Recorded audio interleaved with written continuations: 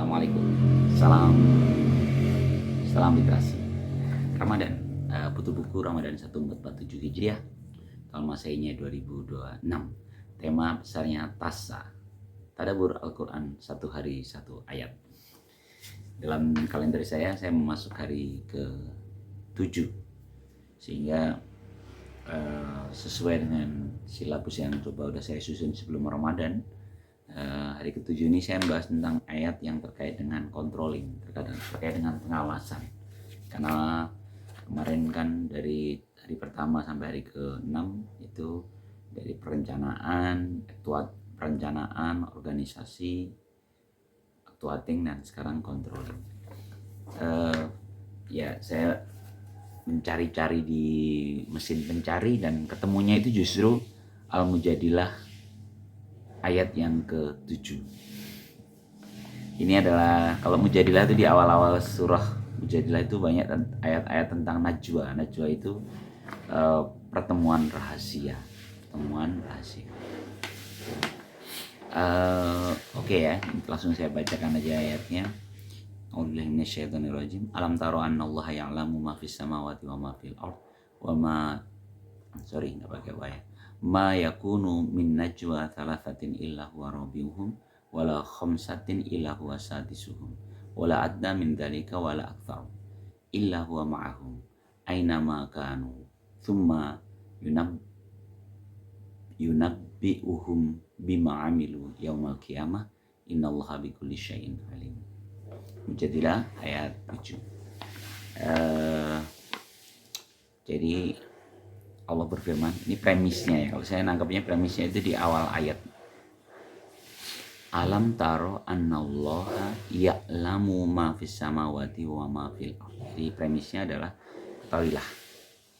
Tahukah kamu ya? Alam ta'lam itu, atau tidakkah kau perhatikan? Nah, memang bahasa Al-Quran itu luar biasa ya. Tahukah kamu, tidakkah kau perhatikan? Sebuah pancingan, sebuah dialektika kepada hamba yang membaca ayatnya. Apa yang diperhatikan itu, bahwa sesungguhnya Allah itu mengetahui apa yang ada di langit dan apa yang ada di bumi. Itu premisnya. Jadi Allah itu tahu semuanya yang di langit maupun yang di bumi.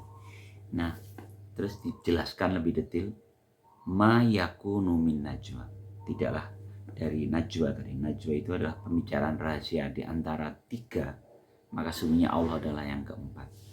Dan tidaklah di antara berlima, maka Allah menjadi yang ke-6.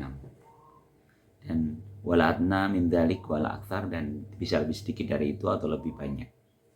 Illa huwa ma'ahum, kecuali Allah bersama mereka dimanapun kalian berada. Aina ma yakun, dimanapun mereka berada. Kemudian summa yunabbi'uhum, kemudian Dia akan memberitahukan kepada mereka pada hari apa yang telah mereka janjikan. Ya. Sungguhnya Allah Maha mengetahui segala sesuatu.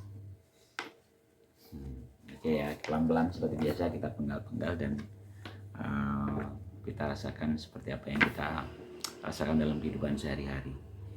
Ayat ini cerita tentang tadi kebesaran Allah yang Maha tahu atas semuanya, atas segalanya. Tapi dikasih contoh teknisnya, contoh detailnya adalah tidak ada obrolan bertiga. Kita ngobrol, saya bertiga dengan seorang membicarakan hal-hal yang rahasia. Sesungguhnya nggak ada rahasia di mata Allah. Allah ada jadi orang yang keempat di saat kita duduk-duduk itu. Pun sama dengan pembicaraan berlima, maka Allah yang ke-6. Angka-angka ini juga menarik ya. Justru 3 Allah menjadi yang keempat, atau 5 Allah menjadi yang ke-6. Bisa lebih rendah, lebih sedikit dari 3, berarti kan 1 atau 2. 1 nggak mungkin ya, 2 atau di atas itu. Dan Allah selalu bersama mereka, ya kan? Aina ma yakun. Dan setelah itu, setelah dijelaskan Allah itu selalu membersamai kita, kemudian Allah itulah akan memberitahukan pada mereka pada hari kiamat apa yang mereka kerjakan. Ngeri ya. Jadi pembicaraan serahasia apapun, ini nggak rahasia amat, karena ada Allah yang tahu dan dia akan membeberkan nanti di hari kiamat. Ngeri, saya takut sebenarnya. Ya termasuk kalau saya itu pikirannya itu chatting berdua itu kan japri itu seolah-olah nggak ada yang tahu, padahal Allah mau tahu. Karena itu kalau saya menangkapnya di ayat ini, judulnya mungkin Ma'iyatullah, bagaimana Allah membersamai kita, selalu membersamai kita dalam kondisi manapun tuh ada Dia. Allah selalu membersamai. Seperti biasa saya sudah sebenarnya agak banyak nih saya nyari apa namanya sumbernya ya. Biasanya kan cuma selembar dua lembar, nih aku berlembar-lembar, tapi lebih banyak memang kisah sebabun nuzulnya. Sebabun nuzulnya ini sebenarnya kisah tentang ya macam-macam, ada beberapa kasus ya.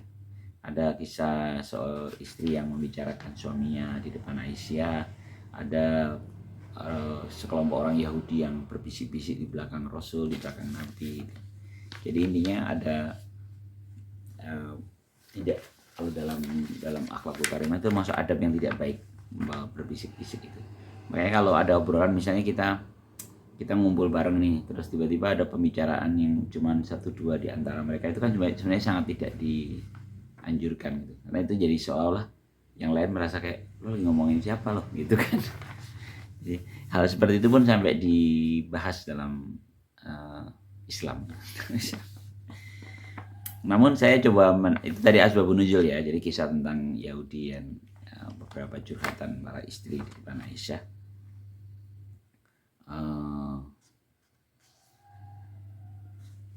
Kemudian Al-Azhar, tafsir Al-Azharnya Buya Hamka ini menarik. Dia justru menyampaikan bahwa sebenarnya nggak ada larangan bermusyawarah dengan hal yang terbatas gitu, karena ada yang perlu dirahasiakan sebelum rencana itu sempurna. Kalau sampai di Al-Azhar itu sampai sedetil itu. Jadi kan kalau nggak boleh ngobrolin khusus gitu, berarti gimana nih kalau misalnya ada tim inti gitu kan, misalnya dalam satu organisasi ada tim inti, ngobrol dulu gitu, karena belum sempurna maka mereka bicarakan sendiri gitu. Misalnya kayak kalau di kantor mungkin POD ngobrolin dulu sebelum turun ke bawah gitu. Itu hal yang diperkenankan. Lalu di Al-Azhar itu sampai bunyinya seperti itu. Karena ini kan sengaja ya saya mencoba sudut pandang manajerial ya. Jadi bisa saja membahas itu gitu. Tapi jangan lupakan ma'iyatullah, keberadaan Allah di setiap kondisi itu. Kalau sini bahasanya bagus nih. Tapi harus hati-hati menyampaikan hal terbatas itu, sebab meskipun manusia tidak mendengar, namun Allah tetap mengetahuinya. Dengan demikian ayat ini memberikan peringatan kepada orang yang beriman agar selalu berhati-hati dalam menjaga keikhlasan lahir dan batin. Ini tafsir Al-Azhar jilid yang ke-9. Mayatullah, bagaimana merasakan kehadirannya, Kemudian ada kutipan dari buku Mencapai Manajemen Berkualitas ya. Ini juga sama. Jadi sebenarnya ini kan Allah mengawasi kita gitu kan. Pun sebenarnya sama dalam manajerial, mengawasi itu menjadi bagian yang penting, karena menguji apakah rencana sudah berjalan sesuai gitu. Itu kan perlu pengawasan. Dia menjadi feedback untuk balik untuk menyusun rencana baru di esok hari. Jadi cocok sih memang ayat ini untuk sebagai dasar hukum atau apa ya, rujukan ketika kita bicara tentang pengawasan. Oke ya. Aku buat saya pribadi, biasalah ini tadabbur ya, jadi ini seperti buku-buku yang hanya membahas apa yang saya pikirkan dan saya rasakan terhadap satu buku. Kali ini saya tadabbur Al-Quran, saya ingin menceritakan apa yang saya pikirkan dan apa yang saya rasakan terhadap satu ayat Al-Quran. Bagi saya pribadi, ini ayat yang yang mengusik, menyentil, cukup mengena gitu bagi saya gitu ya. Karena seringkali kita melakukan dosa tanda petik itu karena kita merasa tidak ada yang tahu. Betul nggak sih? Bahkan ternyata nggak begitu. Dia selalu tahu. Dan bahkan ada satu penggalan ayat di sebelum akhir itu kan bahwa nanti dia akan menceritakannya di hari kiamat. Menceritakan semua yang kita lakukan itu di hari kiamat. Sehingga ngeri, ya, ngeri banget ya. Aduh, seru ya. Karena itu memang kita harus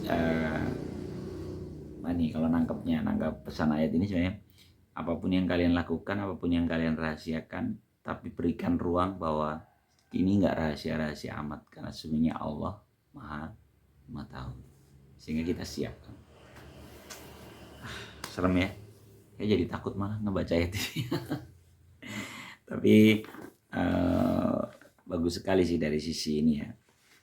Kalau teman-teman baca Mujadilah ya, surat Al-Mujadilah itu sampai ayat yang ke-22 loh, bahkan itu tuh masih ngomongin tentang najwa. Dan menarik sih tentang najwa, bahasanya berkerumun beberapa orang lalu bicarakan hal rahasia untuk membahas yang banyak gitu. Tapi kalau najwa ini konotasinya negatif, jadi dia berbisik-bisik, termasuk bergunjing atas sesuatu yang terbatas gitu ya. Dan itu diatur detail dalam Al-Mujadilah. Mungkin kalau teman-teman nanti mengulik lebih dalam surat ini, baca asbabun nuzul, baca tafsirnya, di beberapa surat-surat situ itu sudah mulai teknis. Dan ketika bicara akhlak itu memang Allah itu memberikan runutan yang teknis justru.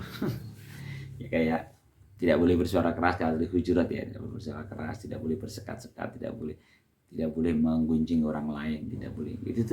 Itu hal-hal yang sebenarnya disampaikan dengan detail di dalam Al-Quran. Oke, demikian ya. Ini masuk hari ke-7, semoga bermanfaat. Selamat berpuasa. Semoga kita hadirkan Ramadan tahun ini, Ramadan yang detik-detik Ramadannya detik-detik yang penuh makna. Salam literasi. Assalamualaikum warahmatullahi wabarakatuh.